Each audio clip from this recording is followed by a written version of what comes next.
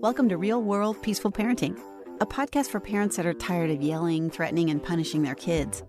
Join mom and master certified parent coach Lisa Smith as she gives you actionable, step-by-step strategies that'll help you transform your household from chaos to cooperation. Let's dive in.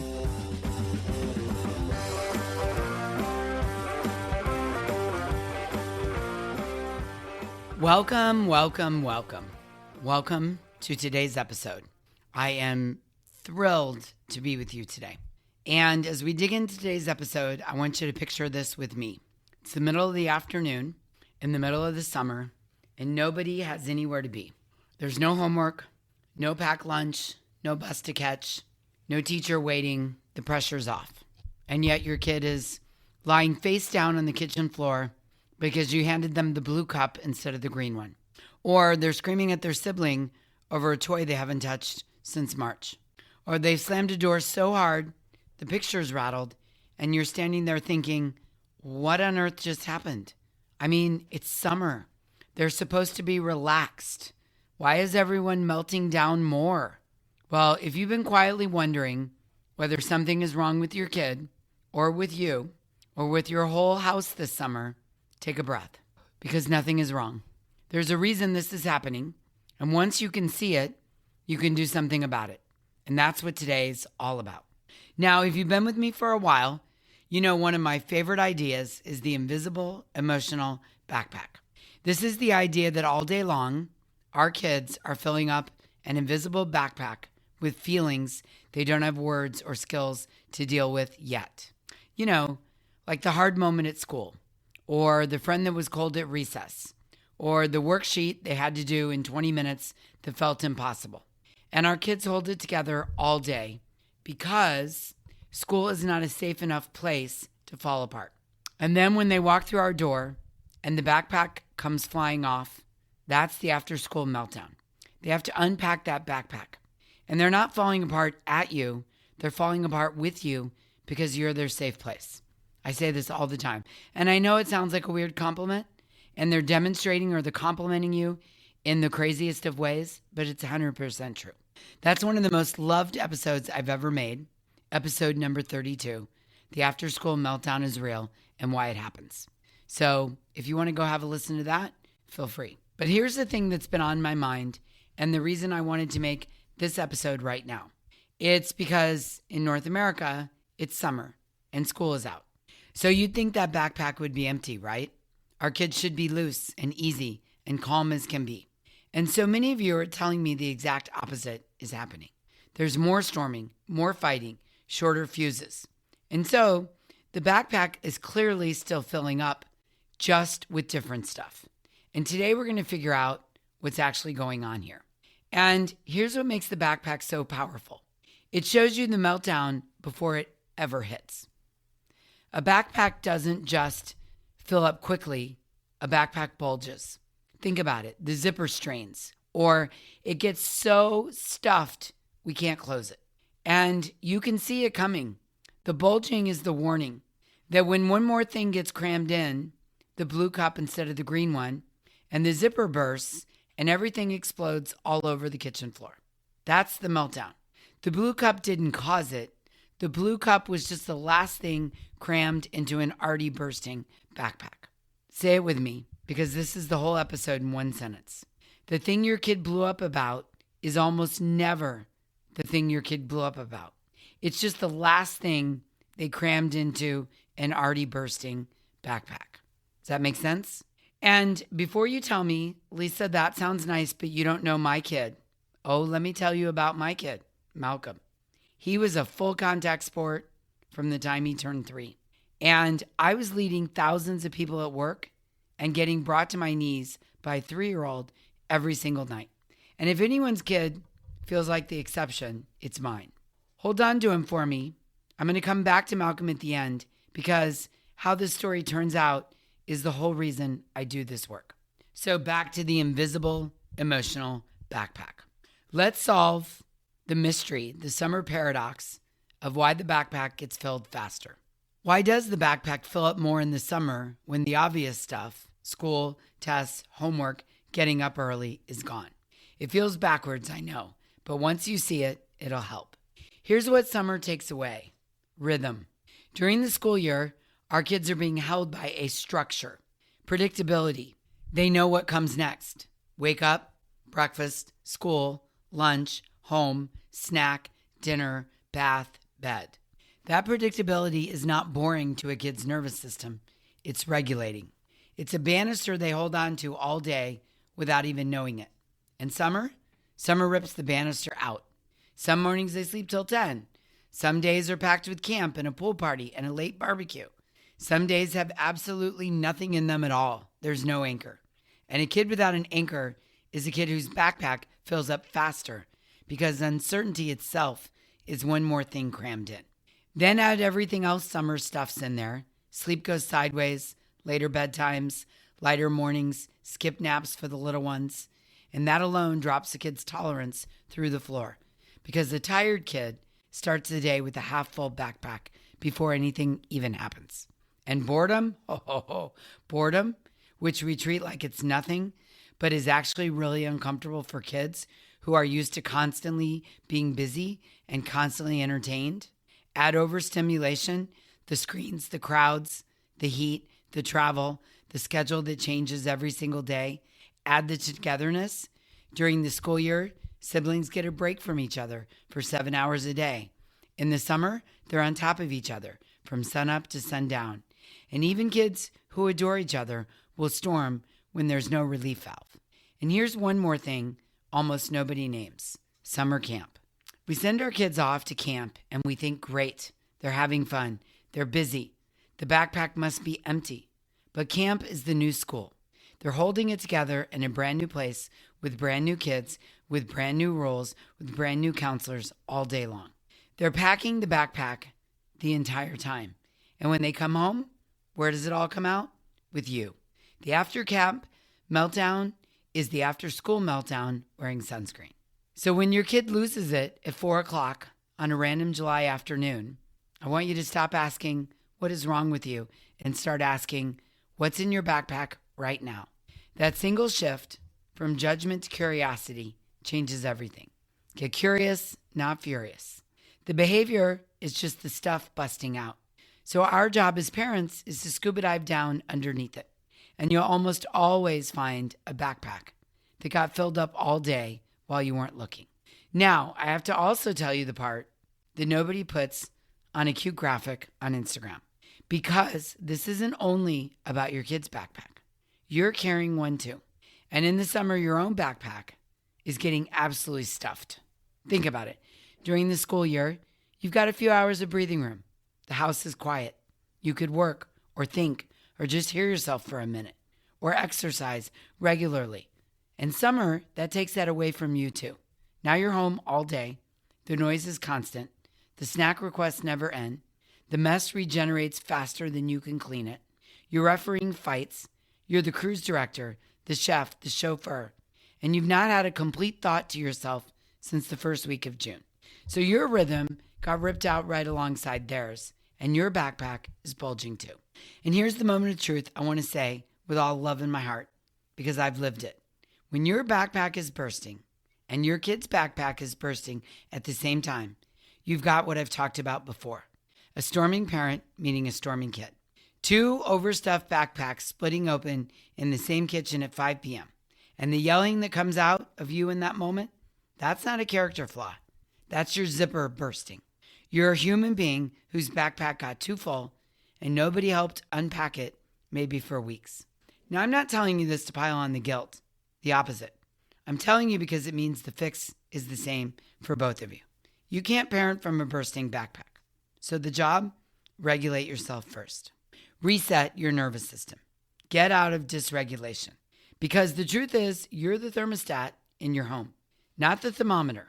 So before we can help them unpack theirs, we have to learn to unpack ours. And here's the beautiful part. When your kid watches you take things out of your own backpack, calmly, on purpose, you're teaching them exactly how to take things out of theirs. This, my real world peaceful parent, is called co-regulation. And it's when your calm becomes their calm. So here's the good news, and it's really good news. The backpack is not the problem. The backpack is supposed to fill up. That's just being a human. The skill we're building for them and us is unpacking it. It's taking things out on purpose throughout the day. So we're never walking around with a backpack that's busting at the seams. And this is the part I love because it's so much more doable than you might think. You know how you unpack a real backpack? I mean, think about it. You don't wait for the zipper to explode. You open it up, literally, and you pull things out one at a time. The dirty sweatshirt from recess, the heavy textbook, the old water bottle that's been rolling around on the bottom for a week. You name it, you take it out, you make room. Well, that's exactly what we're doing with the emotional backpack. Naming what's in there, helping it come out a little at a time, and making room. Let me give you the real world tools. Put a little rhythm back in. You don't need a color-coded schedule. You need 2 or 3 anchors a day that stay the same no matter what. A slow breakfast together, a walk after lunch, chores before TV or electronics, the same wind down before bed. Those anchors are the banister summer took away. Predictability empties the backpack just by existing. I would actually add predictability and consistency. Next, think about front-loading the hard moments. This is one of my favorite parenting tools. Before the pool, before the store, before you leave the house, tell them play by play. In 10 minutes, we're leaving the pool. And I know it's hard. You can have one more jump, and then it's shoes on. You're not cramming a surprise into an already stuffed backpack.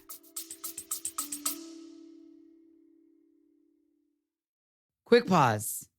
I want to tell you about the Hive. I know you're working hard to do parenting differently, or you wouldn't be here listening to this episode.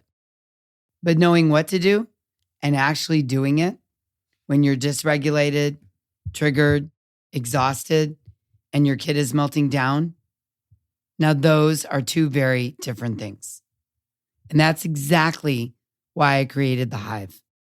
It's not just about learning peaceful parenting strategies. No, it's about having someone in your corner when you're 2 seconds away from losing it. Whether it's bedtime battles, the iPad they won't hand over, the phone they wouldn't put down, or the shoes they still haven't put on. Inside the Hive, you get live support sessions with me 3 times a week, where we troubleshoot your actual real life parenting moments. And I share with you the exact scripts to say when your mind goes blank, the exact way to regulate yourself when everything feels chaotic. And you get a community of parents who understand what you're going through and what it's like to parent a strong-willed kid. If you're tired of knowing what you should do, but struggling to actually do it in the heat of the moment, then the Hive is for you. I want you to head over to thehivecoaching.com to get all your questions answered, learn more, and sign up to join us. I'll see you there. You're making room for the hard things before they get there. Next, build a daily unpacking ritual and name what you're taking out. This is the heart of it. Once a day, help them open the emotional backpack and pull something out and name it. Sounds like the new kid at camp feeling is in there. Let's get that one out. Then let it come out through your body. Rough and tumble play, a trampoline, a warm bath, dancing it out in the kitchen, a big hug. For an older kid, a run, time alone with the door shut, talking it out, music. These are tiny. We're talking 5 minutes. Magic isn't the size, it's the consistency. And a little unpacking every day beats a frantic cleanup after the explosion. Next, make the backpack real. Get an actual backpack. Put a sweatshirt and a book and a water bottle in it and stuff it until the zipper strains. And then show your kid or kids. See how this won't close? This is how your insides feel when too much piles up. Let's take some out. Kids who can see the backpack start to feel it filling. And that awareness is the beginning of them unpacking it themselves. It's the whole long game, and it's exactly how I grew up Malcolm. And next, unpack your own backpack first. What about you? What's your 5-minute unpack? the walk, the shower, 10 minutes on the porch before everyone's awake, the text to a friend who gets it, the deep breath before you open the car door. You're allowed to take things out regularly out of your own backpack. It's not selfish, I promise. In fact, it's the most generous thing you can do because a regulated you is the safe place your kids unpack into. Regulate first. Then you have more to offer for co-regulation. And one more, because you won't always catch it in time. Sometimes the zipper's already blown before you even walk in the room. When your kid is already storming, already bursting, there's really only one move that matters. Don't cram anything else in. Don't add your big feelings, your lecture, your frustration to a backpack that's already split wide open. Just stay the steady thing in the room and give it space to empty out. That right there is the move that took me years to learn. And it's the move that's changed everything with Malcolm. So earlier in the episode, I told you that Malcolm was a full contact sport from the age of 3. Here's what I didn't tell you. The middle. Because the middle is where most of you are living right now. There were years, in his teenage years especially, when even my breathing irritated and dysregulated him. My breathing, for goodness sakes. And the storming stayed intense right through high school into leaving for college freshman year. Progress came in inches, not leaps. Some stretches better than others, some harder. But I kept unpacking my invisible emotional backpack. I kept showing up as the most regulated person in the room that I could possibly be. I kept being the steady thing in the room. Not perfectly, but consistently. And last month, I helped Malcolm move into his senior year apartment for college. It's hard to believe that we're here already, but here we are. He's 21 now and getting ready to enter his senior year. He needed a moving van to help move his stuff from his current place to his new place. And I booked the van for 7 a.m, which was my first mistake. Let me tell you, my kid is 0% morning person. 0.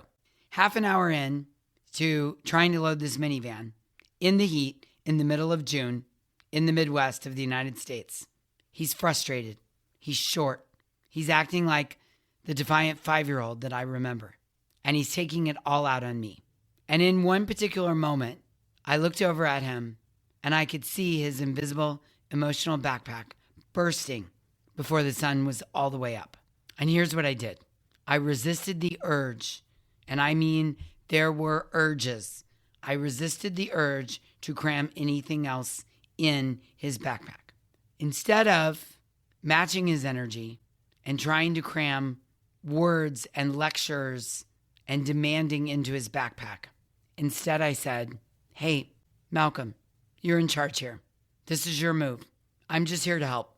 The one thing I know for sure is that we have to take the van back at 10 o'clock. So put me to work however you want. I'm here to help.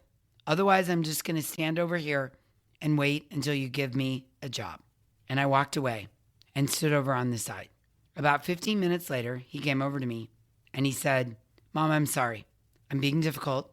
I'm projecting my frustration about getting up early onto you. I'm overwhelmed at how much work there is to do in a short amount of time. He said, I recognize what I'm doing. I'm really sorry, and I won't do it for the rest of the day. And he didn't. I was so proud of him that day because I watched him unpack his own bulging, invisible, emotional backpack. He named exactly what was in it. I'm frustrated about the early morning. I'm overwhelmed about the short amount of time we have the van and the amount of stuff I have, and I'm taking it out on you. And he repaired. I'm sorry, and I won't do it again. Now, none of us are born able to do this automatically. Kids are born able to feel every big emotion. They're not born with the skills to handle them. Acquiring, developing, and learning the skills to handle the big emotions is learned over years, and hopefully by watching us do it first. Someone has to model it for your kids, and I want it to be you. I realized that the little boy who used to explode on the kitchen floor over the wrong colored cup is now a young man who unpacks his own backpack in the middle of a stressful morning. He still gets dysregulated sometimes, like when he has to get up early or when we're under a real time constraint. And the truth is, we all get dysregulated from time to time. And that's exactly what happened. He got dysregulated that morning, and his invisible emotional backpack filled up very quickly and very intensely. But he was able to see it, repair, call himself out, course correct, and we had an amazing rest of the day together. That's the win, not a kid who never storms again, because we all storm from time to time. The win is a relationship that holds even when he does storm. The win is a kid who knows now at 21 how to unpack that invisible emotional backpack, who knows how to name the big feelings and has the skills to manage them. Let me share a story with you from one of the Hive members. Let's call her Megan. Megan came to a call in early June at the end of her rope. Her 13-year-old daughter, Maya, had been a different kid since school let out. Moody, snapping at everyone, slamming doors, in tears over things that seemed to come out of nowhere. Megan said on one of our weekly calls, "I don't understand it, Lisa. I really don't. We don't have any stress right now. I'm letting her sleep in. We're having her friends over. I mean, she should be happy this summer." So we got curious together, Megan and I, and we scuba dived down. And here's what we found in Maya's emotional, invisible backpack. First, she was staying up till 2 a.m. on her phone, and then she was sleeping till noon. Many of you know this scenario. So her whole rhythm was flipped upside down. The group chat never stopped buzzing. She was scrolling through everyone else's highlight reel all day. Her days had no shape to them and nothing to anchor her. And on top of all that, the friend drama that comes with being 13 in the summer was real. And it was a big struggle for her in particular. So what Megan was able to see is that her daughter Maya's backpack was bursting, absolutely bursting. And she needed some help managing it all. There was no school to blame it on, so everyone, including Maya, just assumed she was being difficult. Megan didn't fix Maya. She helped her unpack the backpack. They worked out a more human sleep window together, even though it was summer. They went back to taking the phone out of the room at night, and together they built one daily anchor. The two of them walked the dog after dinner. No phones, no distractions, sometimes talking, sometimes not. Megan also front-loaded the hard transitions with Maya. She started helping her understand what the day held, where the hard transitions might be, and how they were going to manage them together. And then Megan started taking her own 10 minutes in the morning before the house even woke up, so her own backpack wasn't already busting open when Maya came downstairs with sleepy hair and sleepy eyes. 2 weeks later, Megan came back and said, "It's not perfect, but the daily blow-up is just gone. And Lisa, I've got my girl back. Thank you, thank you, thank you." Megan did the work. I was just there to support her. But these are the things that happen inside the Hive. Progress, not perfection. That's the whole game.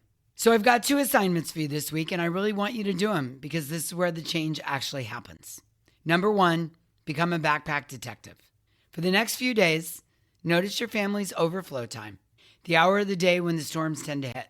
Then work backwards to name 3 things that could have quietly been crammed in before the moment. Sleep, hunger, overstimulation, too much togetherness, camp transition. You don't have to fix anything yet. Just see what's going in the backpack because awareness is the first tool. And then homework assignment number 2, choose 2 unpacking rituals. One for your kid and one for you. Just one each. Something tiny, 5 minutes you can do every single day this week to take a little out before the zipper bursts. Maybe it's a trampoline session after camp for them. A quick cup of coffee on the porch. Can you tell I love sitting on the porch with coffee? I keep using it as an example. Do it on purpose before you need it, and then observe what happens at 5 o'clock when you're doing or implementing the 2 unpacking rituals. Now, here's what I want you to know as we wrap up. You can absolutely start unpacking the backpack on your own this summer. And if you want someone in your corner looking at your real kid, your real summer, and your real 5 o'clock meltdown while helping you figure out exactly what's getting crammed in and exactly how to help you take it out, well, that's what the Hive is for. Inside the Hive, I coach parents just like you up to 3 times a week live on the real stuff happening in your home right now. No curriculum, no homework, no falling behind. The replays are always there waiting for you. So if this feels like the moment, the summer, to get help unpacking your invisible emotional backpack and your kids, go to thehivecoaching.com and come join us. I can't wait to work with you. So let's recap. Your kids' meltdowns this summer are almost never about the thing they melt down over. That's just the last thing crammed into an already bursting backpack. Summer fills the backpack faster than the school year because it rips out the rhythm and the rest and the breaks that used to keep it light. The backpack is yours too. A storming parent and a storming kid are just two overstuffed backpacks splitting open in one kitchen. And the skill for both of you is unpacking a little on purpose throughout the day before the zipper bursts. Rhythm, front-loading, and a daily unpacking ritual while regulating yourself first are the tools you can use to unpack the backpack proactively. And when it does burst, because it will occasionally, remember, don't cram anything else in. This is the recipe to raise a kid who will one day unpack his own backpack in the middle of his own big, hard, beautiful life. Just like my Malcolm. You've got this. I know you do. And I'll be with you every step of the way. Until next time, I'm wishing you peaceful parenting. Thanks for listening to Real World Peaceful Parenting. If you want more info on how you can transform your parenting, visit thepeacefulparent.com. See you soon.